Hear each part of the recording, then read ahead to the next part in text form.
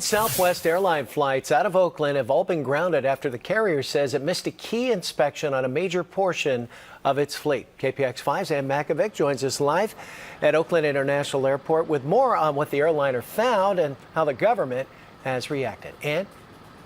And bottom line, Frank, if you know anybody flying Southwest today, have them check their flight before they head to the airport. The schedule is still in flux, but Southwest Airlines has been working through the night to complete some of these overdue inspections on its fleet. Southwest grounded at least 128 planes, about 1/5 of its fleet, after discovering they had not been inspected on time, specifically the hydraulic systems used to control the rudder if the main system fails.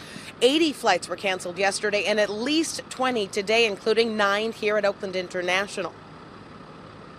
Well, where's the that's total disregard. I mean, if they're supposed to be inspecting these planes, we want them inspected before we get on them, right?